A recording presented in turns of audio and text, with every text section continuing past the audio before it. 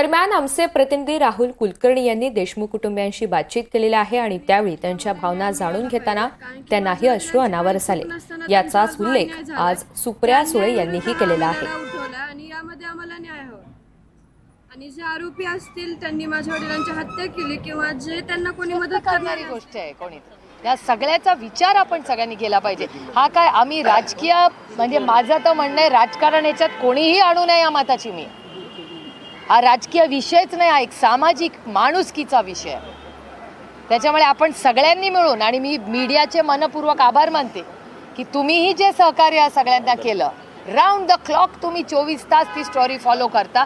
कारण का आणि जो पत्रकार बीडला जाऊन आलाय तो पत्रकार प्रत्येक जण इधर कॅमेरा किंवा ऑफ कॅमेरा रडलेला आहे का नाही मला खरं सांगा। अस्वस्थ झालेले आहेत पत्रकार तिथे आलेले, प्रचंड दहशत आहे तिकडे आणि दहशत महाराष्ट्रात आम्ही टिकू देणार नाही।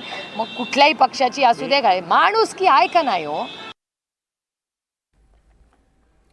तर आमचे प्रतिनिधी राहुल कुलकर्णी यांनी देशमुख कुटुंबियांशी बातचीत केली आणि त्याचवेळी त्यांना भावना जाणून घेताना अश्रू अनावर झाले। दरम्यान आज याचा उल्लेख सुप्रिया सुळे यांनी सुद्धा केलाय।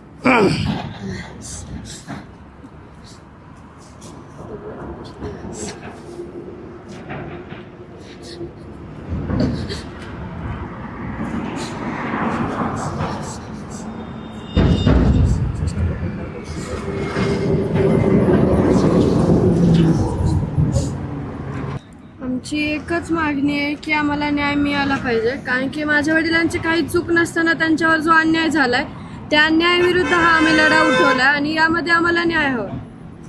आणि जे आरोपी असतील त्यांनी माझ्या वडिलांची हत्या केली किंवा जे त्यांना कोणी मदत करणारे असतील त्यांना यात सहआरोपी करून त्यांना पण शिक्षा झाली पाहिजे आणि माझ्या वडिलांना न्याय हा मिळाला।